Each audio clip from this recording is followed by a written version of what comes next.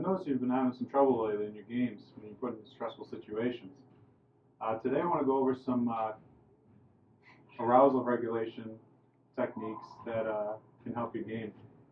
We're going to start out with some basics. You're just going to throw a couple pitches to me, and we're going to move up from there. We're going to move to a person in the batter's box.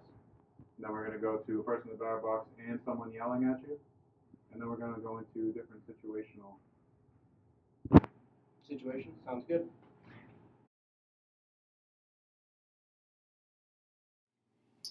Before we start, I just want to work on your approach a little bit. Walking up to the mounds, you want to clear your mind of everything. To do this, we can use a deep breathing exercise. It's going to be short because you're on the mound, but what you want to do is clear your mind, take a couple deep breaths, and just look down and focus only on the glove. Do not think of anything else. Clear your mind.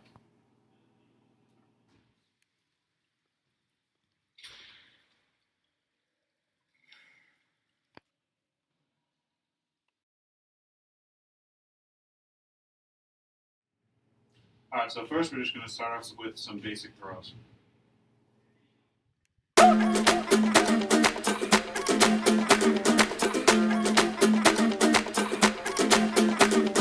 Mr. Worldwide to infinity, you know the roof on fire.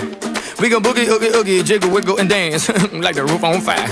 We go drink drinks and take shots until we fall out like the roof on fire. Now baby, get my booty naked, take off all your clothes and light the roof.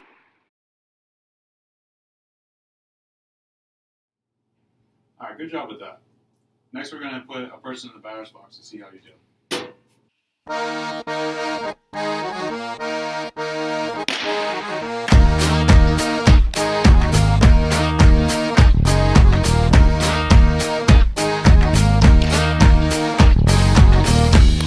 Come with me now, come with me now. Come with me now, I'm gonna take you down.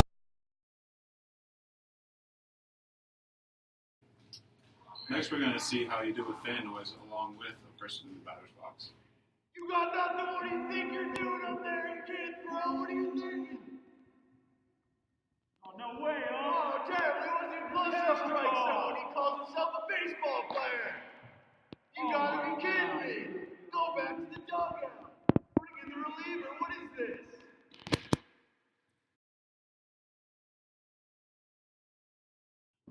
Next we're going to move on and simulate some in-game situations.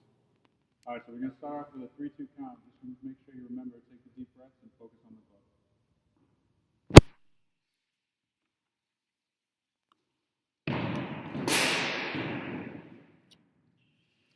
Alright, you're a little off the mark there. Try to really close your eyes this time and visualize yourself throwing a strike. This is gonna be the best day of my life.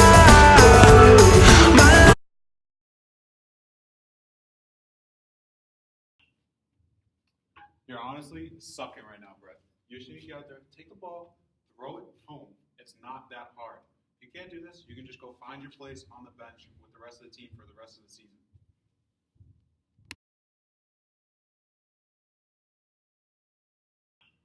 Hey, how's it going out here? Good, just a little tired. And what'd you have for breakfast? Bacon and eggs. A drink? Orange juice. Very nice. Now there's runners on first and second. There's 2 outs. You've done this like 1,000 times. All you have to do is relax out there, have a little fun. Just picture it's just you and the catcher, and you got this. So coaches also have a large impact on a player's performance. You see good examples of good and bad coaches all the time. Coaches that put their players down and tell them that they're not good. Ignore their effort that they're putting in. Whereas, good coaches are positive. They help the player take a step back, clear his head, give him positive feedback, and just have a positive attitude about what he's doing. We include the part about the breakfast because this is actually a trick that my old coach used to use. He would have either the catcher or him would come out and just talk about something completely random. And it would just, it'd take your mind off what you're worrying about. It just takes you off the field, lets you relax a little bit, and then he brings you back into the game. And you just, it helps a lot. Absolutely.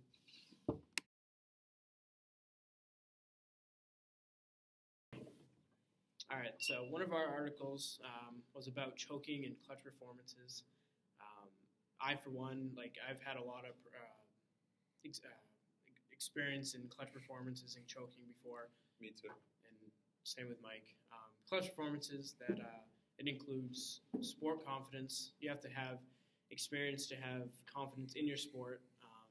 You know you can play your sport well. Self-confidence, you have confidence in yourself, and you know you can perform a given task.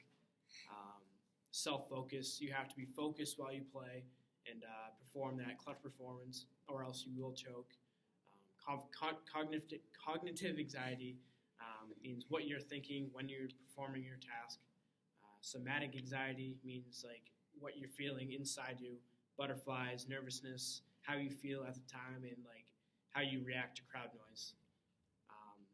Choking, when players fold under pressure, when you fall in or fail in high pressure situations, and like when in basketball, I mean you're shooting free throws.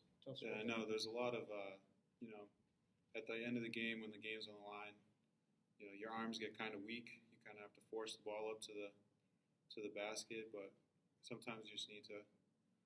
It's hard blocking it out, but sometimes you just need to do it, kind of get through it. The example the article gave, the participants, there are 201 participants through their study, and they're shooting free throws in 2 sets, 15 each, or 15 shots per set. And one set was completely without pressure. They were without a videotape. And the second one was with a videotape. And 60 participants choked under pressure. 13 participants were identical from the first set to the second set. And that means 128 participants were performed better under pressure, which is pretty surprising. I mean, if you think about it, like it's hard performing under pressure. Yeah, it really is. It really is. I mean, but sometimes when you're playing you're playing good teams, you kind of have to rise to the occasion.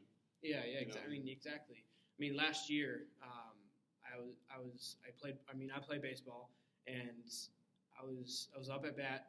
There's a runner on third base with 2 outs against Castleton, and this was a freezing cold day, extra innings, and I just kept fighting off fastball after fastball. He gave me a couple curveballs, fought him off, and eventually gave me another fastball, and I shot it into right field for the walk-off hit. I mean, that's what you got to do. You got to just clear out everything in your mind and just play the game how it's supposed to be.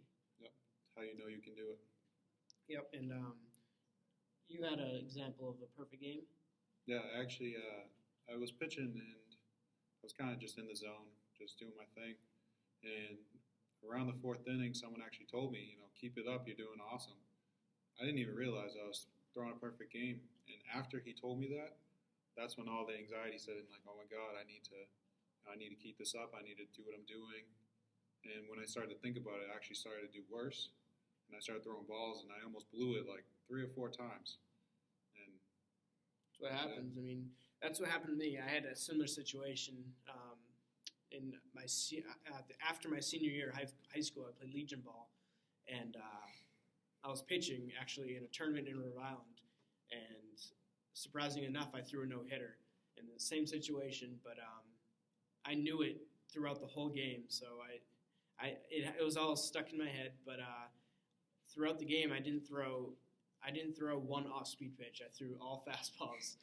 But in the last inning, a guy hit a laser up the middle, but my second baseman made a great play on it and kept my no-hitter alive, and thank God for it.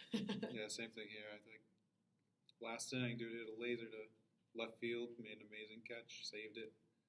Yep. I got one hit off my leg for the last one, and somehow I got it to first base before he got there. Yeah, I mean, choking under pressure is, I mean, it's hard not to choke, but it's definitely possible not to choke. I mean, you just got to focus, have self-confidence, confidence in your sport, and clear your head. I think Just really get over that anxiety piece. That's the big thing that brings a lot of athletes down. Yeah, I mean, that's pretty much all we have for choking and clutch performances on that article.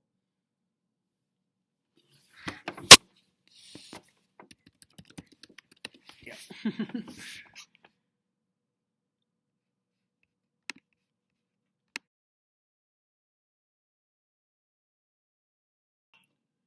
All right, we picked the stress inoculation training because baseball players go through extreme stresses.